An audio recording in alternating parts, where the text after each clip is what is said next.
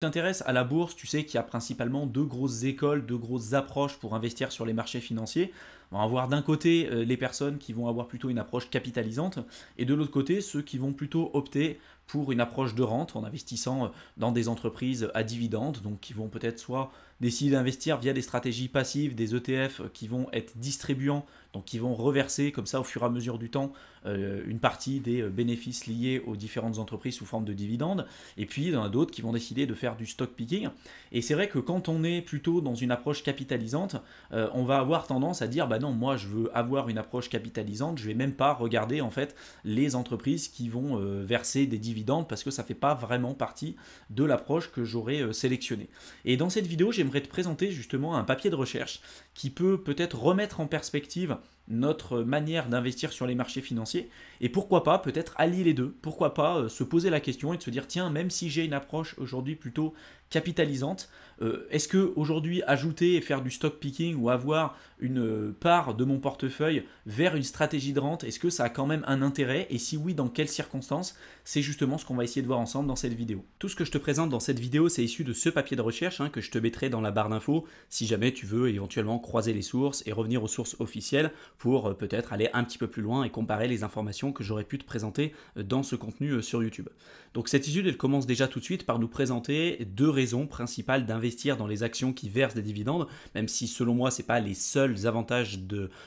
qu'on peut retrouver quand on décide de placer notre capital en partie ou en totalité dans des actions qui versent des dividendes. Mais en tout cas, ce papier de recherche commence déjà par nous présenter deux raisons d'investir dans des actions qui versent des dividendes. La première, ça consiste à améliorer les rendements totaux du portefeuille en réinvestissant leurs dividendes, et l'autre, c'est de générer un revenu pour la retraite. Plutôt que de réinvestir les dividendes, les retraités pourraient les dépenser. Les actions à dividendes, ça pourrait par exemple remplacer soit les liquidités si on a de l'argent dans notre compte en banque, ou des obligations avec les coupons, si tu sais un petit peu comment ça fonctionne. Bah voilà, on peut très bien aujourd'hui, si on développe un portefeuille suffisamment conséquent, de vivre et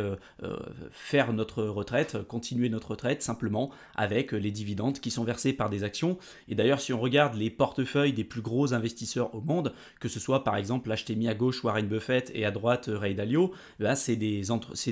investisseurs qui aujourd'hui ont une part importante et significative de leur portefeuille dans des entreprises qui versent principalement des dividendes. On va retrouver par exemple pour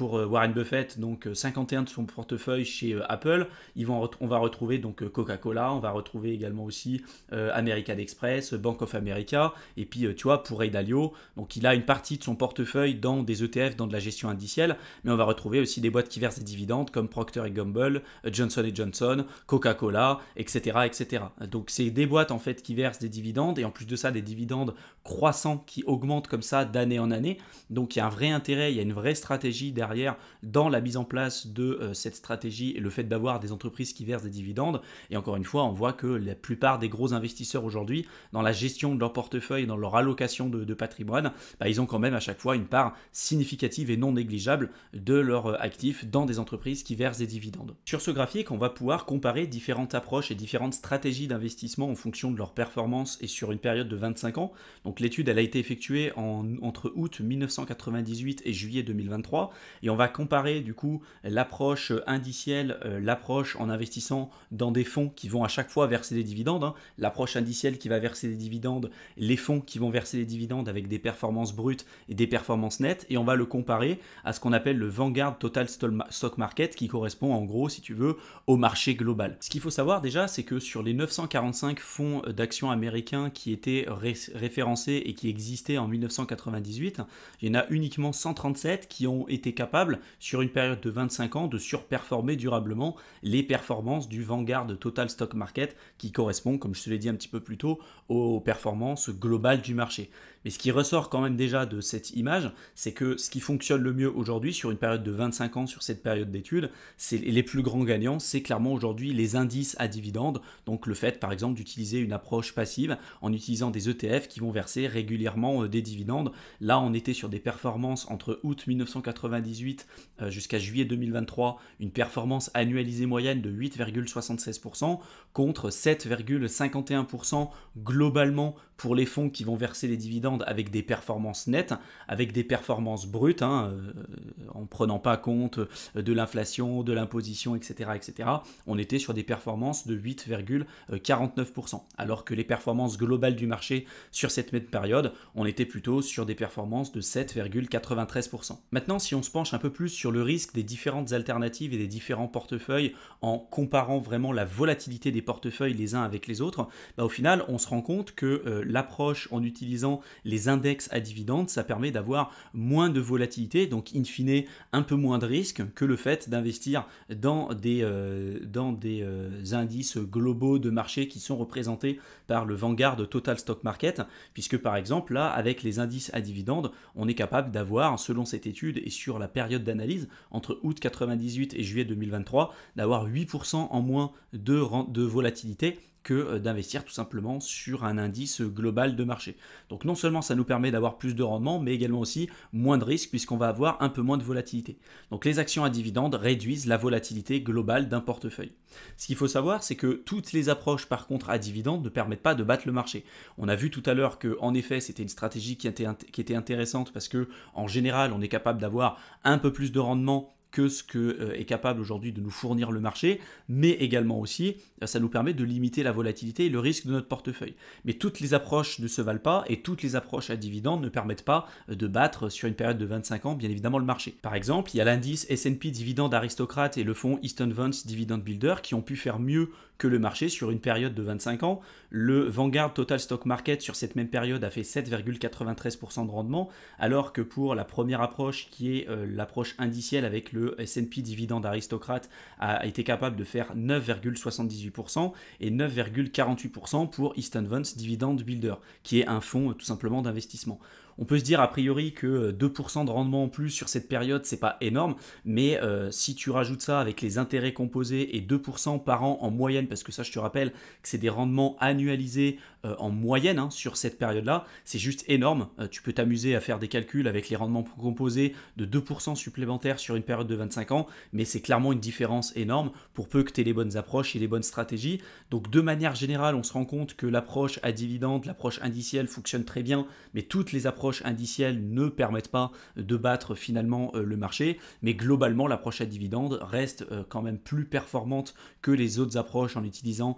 d'autres fonds par exemple un peu plus classiques, mais qu'il y en a quand même certains indices à dividende qui peuvent être amenés sur une période relativement longue quand même à sous-performer le marché, donc on ne va pas être amené à choisir les mêmes approches en fonction de ses objectifs et également aussi en fonction de son profil d'investisseur. Si maintenant on zoome un peu plus sur l'indice que je t'ai évoqué un petit peu plus tôt, qui est celui du S&P Dividende Aristocrate, on regarde sur la fiche descriptive comment est constitué en fait cet indice. Donc pour sélectionner les actions qui vont faire partie de cet indice, ils vont faire attention à la capitalisation du marché des différentes entreprises qui vont constituer cet indice, de la liquidité des actions et surtout de la croissance des dividendes. Je te rappelle que quand on investit par exemple dans la stratégie à dividendes en faisant par exemple du stock picking ou en investissant dans des ETF qui versent des dividendes, l'objectif c'est d'avoir à la fois un versement des dividendes qui soit régulier, mais en plus de ça qui augmente d'année en année. Là ça fait partie en tout cas dans cet indice l'une des caractéristiques principales et fondamentales pour que l'action soit présente tout simplement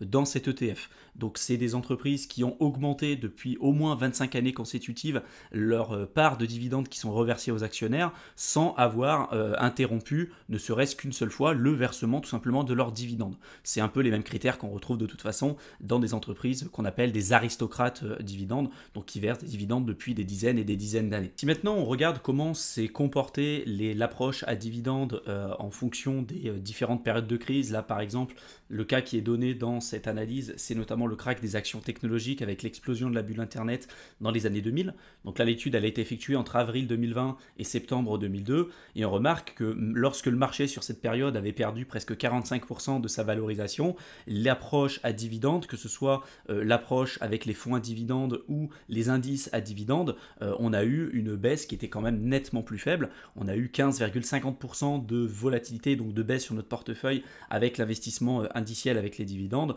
contre 14,52% avec les fonds à dividendes. Par contre, il faut faire attention, les fonds actions à dividendes, c'est ce que je t'ai mis à l'écran, étaient idéalement positionnés pour résister au crack de la bulle Internet survenue de 2000 à 2002, car ils étaient que peu exposés au secteur, en tout cas à cette période, puisqu'en général, ils étaient plutôt investis sur des actions plutôt défensives. Donc, il faut faire attention à la manière dont tu vas interpréter les informations. Mais de manière générale, quand on investit dans des fonds à dividendes en fonction des épisodes de crise et qu'on va éventuellement analyser, de manière générale, on se rend compte que c'est à la fois des approches qui sont performantes, qui diminuent la volatilité et qui en plus sont résilientes dans des périodes de crise, comme ça a été le cas là durant le crack des actions technologiques. Par contre, attention, si on se focalise sur l'approche à dividendes et des performances des approches à dividendes, notamment celles liées aux fonds à dividendes avec des performances brutes ou nettes après la bulle Internet, donc entre octobre 2022 et juillet 2023, on se rend compte que les fonds à dividendes, ils ont eu quand même des performances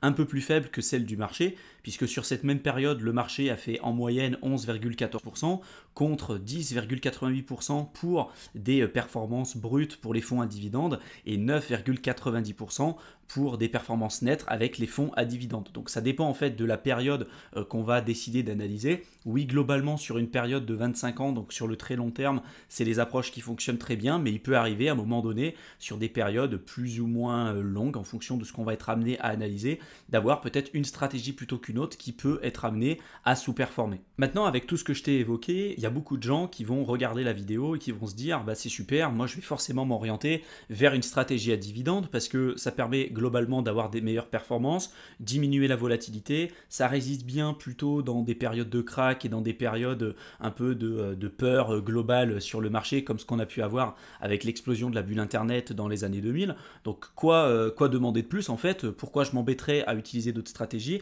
alors qu'en réalité ça c'est une approche qui fonctionne très très bien. Donc en effet c'est des points importants je trouve à avoir en tête et c'est en effet des approches qui fonctionnent très très bien. Par contre attention à la manière dont tu vas être amené à utiliser cette approche parce que y a beaucoup de gens qui vont décider de s'orienter vers la stratégie à dividendes et pour eux le critère le plus important pour sélectionner une entreprise qui verse des dividendes c'est justement le fait qu'elle verse des dividendes, mais il y a bien évidemment plein d'autres critères à analyser. Une entreprise qui verse des dividendes et attention aussi celles qui vont décider de te verser le plus de dividendes, c'est rarement celles qui seront les plus pertinentes à détenir en portefeuille. Et d'ailleurs, le choix d'une entreprise qui va être performante,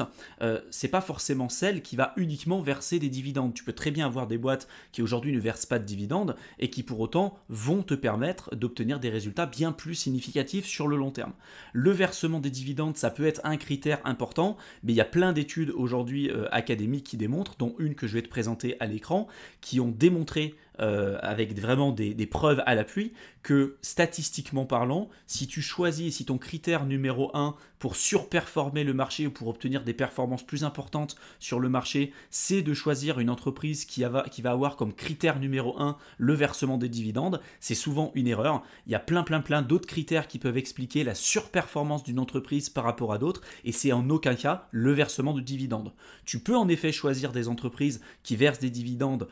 sur le long terme et ça peut être une approche pour compléter ton portefeuille, voire même pour construire globalement ton portefeuille, mais en aucun cas, le critère numéro 1 doit être uniquement le choix du versement du dividende. Pour choisir une entreprise qui va être très bien valorisée dans les prochaines années et qui aura le plus de chances de faire fructifier et développer ton capital sur le long terme, ça va être bien évidemment la profitabilité de l'entreprise, la durabilité de cette entreprise, le fait qu'elle va être capable en effet de verser les dividendes, mais qu'elle va être capable aussi d'augmenter les dividendes comme ça au fur et à mesure du temps, si elle va être présente aussi sur des secteurs défensifs, si elle a été capable de s'adapter dans des périodes de crise, etc. etc. C'est tout ça en réalité, toute cette analyse fondamentale qui va te permettre éventuellement par la suite de trouver des entreprises que tu pourras garder sur 10 ans, 15 ans, 20 ans, 30 ans, 50 ans et qui vont te permettre éventuellement à un moment donné de surperformer le marché. Mais attention à la manière dont tu vas sélectionner les boîtes et surtout la grosse erreur, comme je te l'ai dit un petit peu plus tôt des débutants, c'est de se dire tiens, j'ai compris que les entreprises à dividendes c'est quelque chose qui fonctionne bien,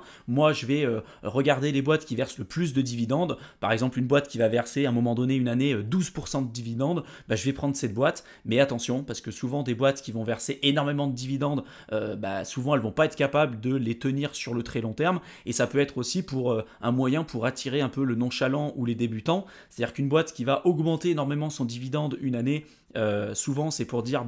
on est intéressant, alors qu'en réalité, c'est peut-être des boîtes qui sont en liquidation, qui sont en faillite, qui ont besoin d'argent rapidement, et donc peut-être qu'elles vont verser les dividendes pendant 1 mois, 2 mois ou pendant un trimestre, et puis après, ils vont totalement abandonner, voire faire faillite, parce que souvent, tu peux tomber sur des boîtes qui vont absolument très mal gérer leur trésorerie et puis leur rentabilité de manière générale. Donc, il faut faire vraiment très attention par rapport à ça. Maintenant, je voulais me focaliser du coup sur une étude que je voulais te présenter pour t'ouvrir l'esprit sur ces aspects-là. Par exemple, en 2006, il y a eu Kenneth French et Eugene Fama dans leur article qui s'appelle Profitability, Investment and Average Return, qui ont documenté l'ensemble des travaux empiriques montrant les 3 caractéristiques communes que les actions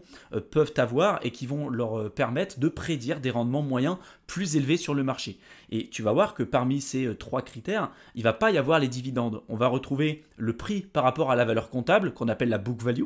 On va retrouver la rentabilité de l'entreprise. Donc une entreprise qui va être plus rentable, en général, elle doit avoir un rendement qui va être attendu plus élevé sur le long terme. Et enfin, de l'investissement. Donc une action qui va réinvestir les bénéfices de manière conservatrice et de manière correcte doit avoir également aussi un rendement plus élevé. Et ça, c'est des études vraiment académiques. Et dedans, tu te rends compte que parmi les 3 critères qui permettent de prédire des rendements moyens plus élevés sur le long terme, on ne retrouve pas les dividendes. Ça ne veut pas dire que des boîtes à l'intérieur qui versent des dividendes n'auront pas ces 3 critères que je t'ai mis à l'écran, mais ce qui permet de prédire en moyenne des rendements moyens plus élevés sur le long terme, c'est ces 3 critères que je t'ai mis à l'écran. Si en plus de ça, elle verse des dividendes, on va dire c'est un plus et ça peut rentrer bien évidemment dans ta stratégie globale, mais de choisir uniquement une boîte pour le versement de dividendes, c'est une erreur parce que tu peux passer à côté de ces 3 critères là malheureusement que je t'ai mis à l'écran. Donc le dividende n'en fait pas partie, donc ce n'est pas un critère probant et très qualitatif pour du stock picking. Quand on choisit des entreprises uniquement sur le critère dividende, on met de côté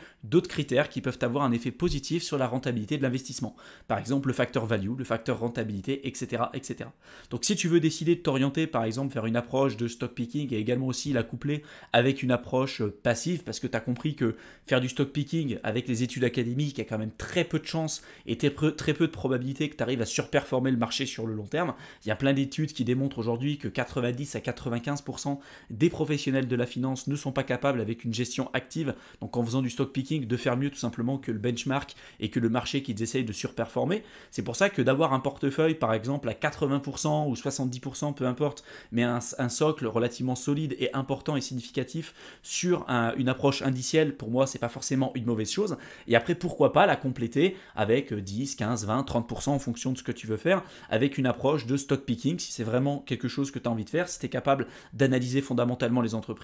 de faire une veille de marché, etc., etc., avec une approche éventuellement à dividende, avec des entreprises que tu vas sélectionner fondamentalement et qui vont être capables du coup de verser régulièrement des dividendes, qui vont augmenter leur part de dividendes d'année en année, etc., etc. J'espère en tout cas que cette vidéo t'aura plu, qu'elle t'aura intéressé, qu'elle t'aura été utile. Si tu veux en savoir plus sur les marchés financiers et si tu veux commencer à faire tes premiers pas efficacement justement là-dedans, je t'ai préparé un programme de formation offert de plusieurs heures que tu peux rejoindre. Tu retrouveras le lien dans la barre d'infos. Tu as simplement à cliquer sur le lien que je t'aurais mis, tu rentres ton adresse mail et puis tu verras, je t'enverrai le contenu directement dans ta boîte de réception. Je te souhaite une excellente fin de soirée et je te retrouve dans une prochaine vidéo. À bientôt.